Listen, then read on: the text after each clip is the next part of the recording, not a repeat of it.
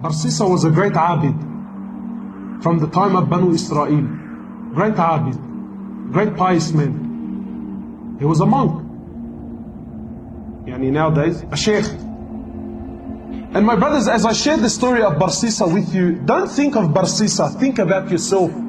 Put yourself in the shoes of Barsisa.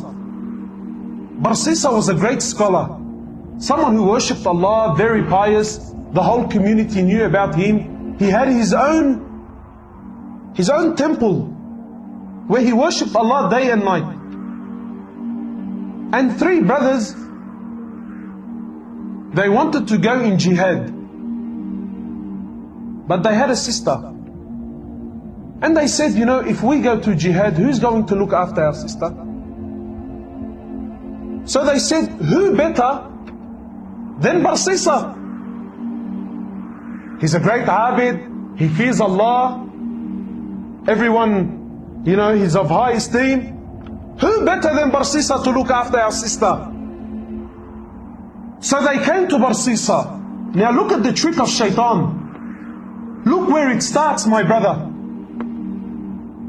They came to Barsisa and said, Barsisa, we want to go for jihad, and we're wondering, can you look after our sister? So Barsisa immediately says, he says, A'udhu billahi minash shaitanir rajim. This is shaitan. No way. So the men were disappointed and they left. Then shaitan came to Barsisa. He's not shaitan. Today he's our sheikh. So we'll call him Sheikh Shaitan. So Sheikh Shaitan came to Barsisa and said, Barsisa, brother, what are you doing? These men, they want to go for jihad. They're going for good. They're going for the sake of Allah. Barsisa, if you do not look after her, who's going to look after her? You are the most noble, Barsisa. You are the most pious man. If they leave her with someone else, what do you think will happen? So Barsisa says, maybe I should look after her for the sake of Allah, for the sake that these brothers. Look at the trick of shaitan. When shaitan knocks on your door, shaitan does not want you to open it fully. Just a little peep, a little, who is it? That's all he wants. A little crack. That's all shaitan wants. Shaitan has all the time in the world. Shaitan wants a little crack. So he calls the brothers back. He says, listen, for the sake of Allah, I will look after your sister, but she will not stay with me. Barsisa was a man who feared Allah. He was a genuine man who feared Allah, my brothers. Now I want you to think about yourself and relate this story to your life. He says, I will not keep your sister with me. She will stay in the house I have at the back of my temple. She will stay there and I will stay here. The brothers agreed. Said, no problem. The brothers went to jihad. And Barsisa would cook some food for her and put the food outside his door and make her come out from her house, come all the way, grab her food and go back. Look how much he feared Allah. But what happened? He already opened the door.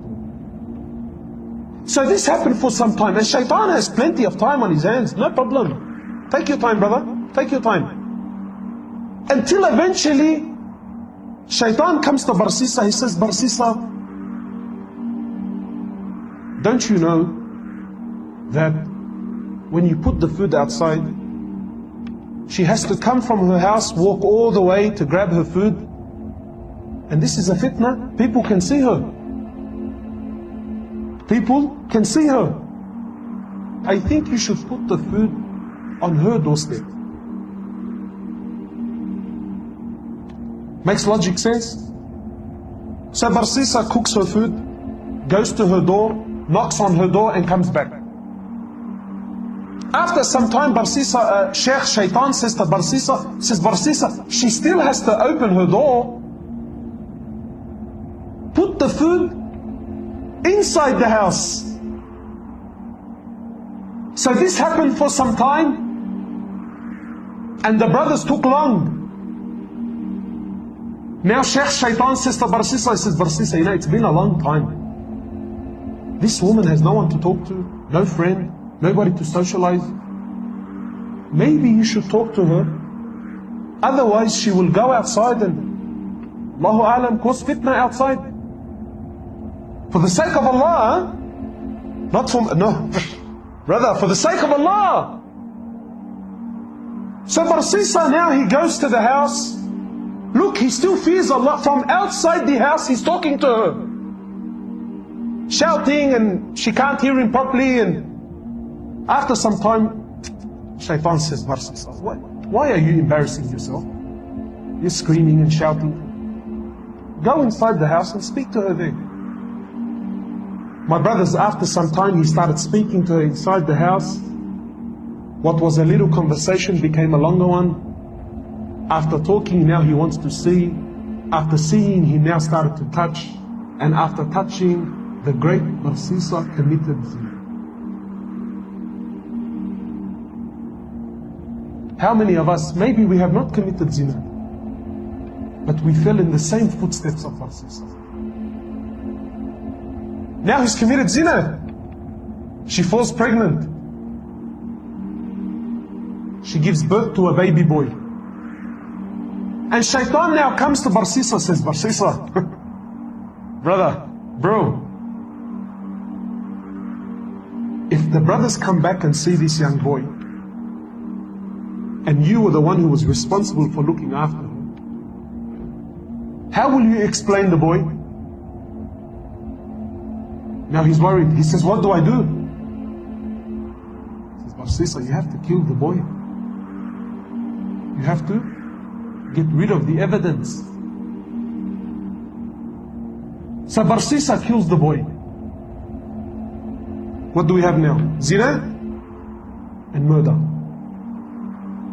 After some time, Sheikh comes back. Says, Barsisa, do you really think she's going to keep quiet about what happened? Do you really think she's not going to tell her brothers about what took place here? He says, what do I do? Kill her too. Zina and double murder. The brothers come back. Barsisa, where is our sister? He says to them, Inna lillahi wa inna ilayhi raji'un. Your sister, she became very ill, and Allah took her life. Barsisa is a great abid, big sheikh. He does not lie. The brothers had no other option. They said, where is she? He showed them a fictitious grave, a fake grave. He said, this is where she is. They made some dua for her and went home. The next morning, one of the brothers, he says, you know, I had a very interesting dream last night. The other brother said, I had an interesting one. What did you see? He says, I seen in my dream that our sister was not sick. Rather, she fell pregnant, she had a boy, and her and the kid were murdered. And I seen that she was not buried where he showed us, but she was buried somewhere else. So the other brother says, Zina Ajib, I had the same dream. So they said, both of us cannot be wrong. They went to where they seen in their dream, they dug up that grave there, they found their sister and the baby there. They went back to Barsisa, they said, Barsisa, you lied to us, this is what took place, and now we're taking you to the ruler. Now on the way, Barsisa is looking at himself, he's thinking, how did I get in this mess? Zina, double murder, and now I'm going to be executed. So, when they bring him to the ruler, Shaitan comes to Barsisa in the form of man. He says, Barsisa, do you know who I am? He says, no. He says, Barsisa, I am Shaitan. And I am the one who caused you all this mess. And I'm also the one that can get you out. He says, Barsisa, I can get you out, man. I have a lifeline for you, Barsisa. He says, anything. Get me out. He says, Barsisa, you make sajda to me. You make sajda to me, Barsisa, and I will get you out. So Barsisa, he makes sajda to him. And Sheikh Shaitan says, thank you very much. It was nice knowing you. Assalamu alaikum. And shortly after, he was crucified. The last action in his life was what? Shirk, kufr to the highest level.